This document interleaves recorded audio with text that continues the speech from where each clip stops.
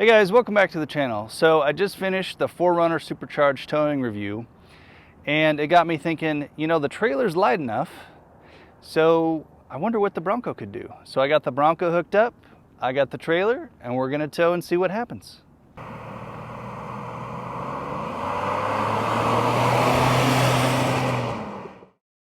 Okay, real quick, let's go over some specs. So Ford advertises this as a 3,500 pound tow limit. The problem is if you actually go into the trim levels and research how much you can tow, the Bronco Badlands 4-door, 2.7 automatic can only tow 3,260, partially because of all the lockers and extra gear they add to it. So 3,260 is the tow capacity of the Bronco I have right now, and my trailer typically weighs loaded 3,300 to 3,400 pounds. So I took out all the gear. The base weight dry of the trailer is about 3,000 pounds. And so I'm guessing that it's roughly in between 3,100 to 3,200 pounds. So it should be just right for the Bronco to tow. Again, the trailer is a 2016 R-Pod, 20 feet long. It's got a narrow body, so I don't need the tow mirrors. And the hitch weight is somewhere around 400 pounds. Okay, so I have the weight distribution hitch set up.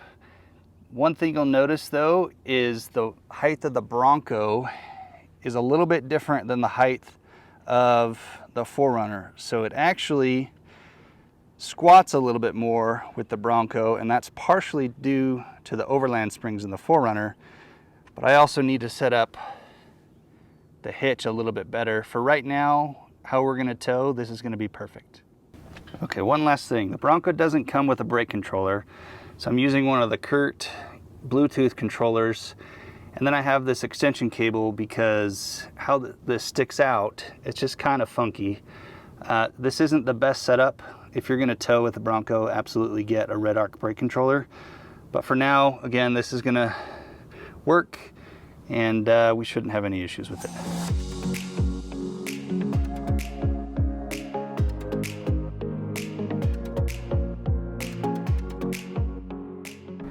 All right, and we're off.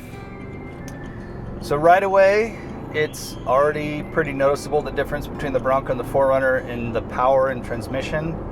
There's quite a bit more torque in the Bronco. And then the 10-speed transmission, I can't really feel it shifting too much. I can kind of hear the exhaust changing, but it's significantly smoother. Another noticeable thing, I can tell that there's a trailer, there's something back there. It's more like the Bronco just feels heavier, but not necessarily that it's getting strained by towing something. So I know the trailer is a little bit lighter, the Bronco is a little bit lighter, but for what I have available, it's pretty noticeable. The Bronco tows quite a bit better. So we'll keep going down the road. Right now we're just flat landing. Again, I have the GoPro set up on the gauges, and then we'll do the same freeway entrance, and then I'll see if I can do the 0 to 60 up the same hill that I did with the supercharger to see how much of a difference that makes.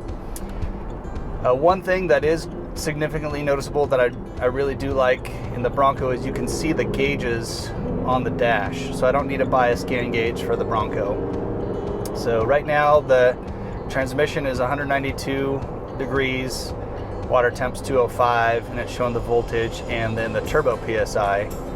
I'll track the gas mileage. I have it on a trip. So one downside of the Bronco is the gauges are kind of like menu-y, so you have to dig through them quite a bit. But towards the end, I'll do the gas mileage and then show you guys all the data.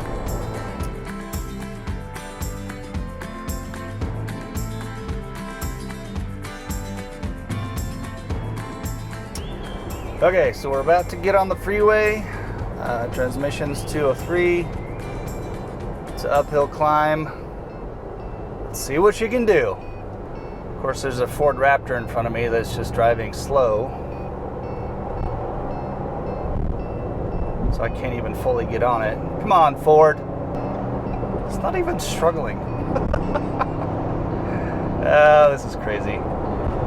Like I just merged on the freeway without it even like shifting down a gear really, and now it's just keeps going. Like there's zero lack of power. There goes the Ford Raptor. We'll wave to him since he's driving slow. Who drives the Ford Raptor slow? Come on.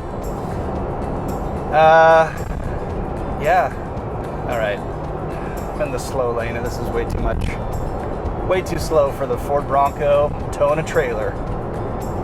Might have to get in the fast lane real quick whenever this casual driver of the Raptor decides to get on it. Alright, moving to the fast lane. I'm just gonna get on it because no, don't do it, Tahoe.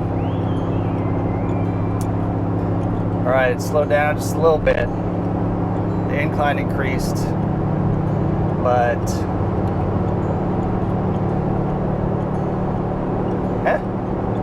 this is pretty impressive. More torque, more gears, more better, right? 77, totally going the speed limit.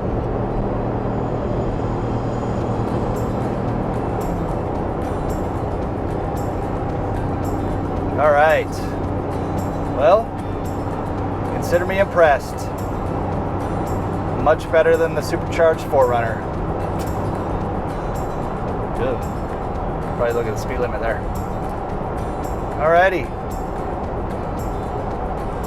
We'll go find the hill climb, the 0 to 60 hill climb, and go from there.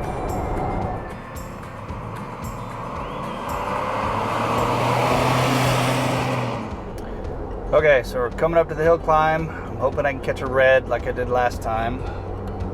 We'll see though. Alright, I'm going to turn off and see if I can just go back around and catch a red. Actually, you know what I'm going to do, what I'm going to try, is I'm just going to do a turn. Here we go. Ready? Green light. 0 to 60. Start a timer. Uh-oh. Too much power. Damn. Man, this thing hauls ass. And 60. Holy shit. I got 60 like halfway up the hill before the 4Runner did. Okay, that was even with a little wheel slip with the turn. So, oh, looks like I'm keeping the Bronco.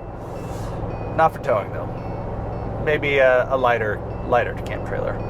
So, all right, we'll head back home and then I'll show you the miles per gallon. I mean, that's crazy. Looking at the transmission temp, it only got to 208 after that climb.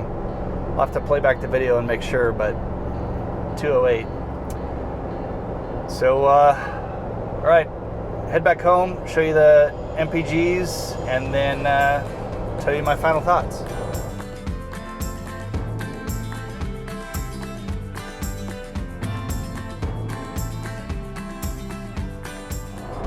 So one thing I did want to point out, for whatever reason, I don't know if it's a Freeway, it's probably the Bronco, just how the suspension is set up, but it just like kind of sways a little bit. I feel like I'm getting tossed around, and that's really, I think, where the adjustable shocks that I have on the 4Runner come into play. Towing with this is good in a lot of ways. I really want adjustable shocks though if I was going to tow. So just something to keep in mind. Okay, so this concludes our trip. We went a little bit farther than the 4Runner, about 56 miles. What's crazy though is 12.8 miles per gallon. I think the 4Runner got 9, and that's significantly better for having more power. It's pretty good. Anyway, let's go to the garage and I'll finish up. Okay, so I didn't make it to the garage, but we're inside the trailer. Here's what I think. Towing with the Bronco is badass. That's kind of a given because, you know, the 2.7 liter with the 10 speed, that was a combination found in some of the F-150s, and trucks are made to tow. So obviously it towed better. It towed better than I expected too, which is kind of crazy. One of the biggest differences, if we're going to compare with the 4Runner, the 4Runner has, with the supercharger, 335 horsepower, and about 345 pound-feet of torque. The Bronco, with its twin turbo, has 330 horsepower and 415 foot-pounds of torque. So that torque really makes a difference, especially when we did the 0 to 60 going up the hill. It was substantially faster, or at least it felt like it was. Another thing that I thought was impressive was the Bronco's miles per gallon while towing the same trailer. Now, granted, there are a few variables that are different. The trailer was slightly less weight, maybe 200 to 300 pounds less. The Bronco itself weighs less than the 4Runner because it doesn't have all the armor and all the crazy stuff I have on the 4Runner. But I was still pretty surprised.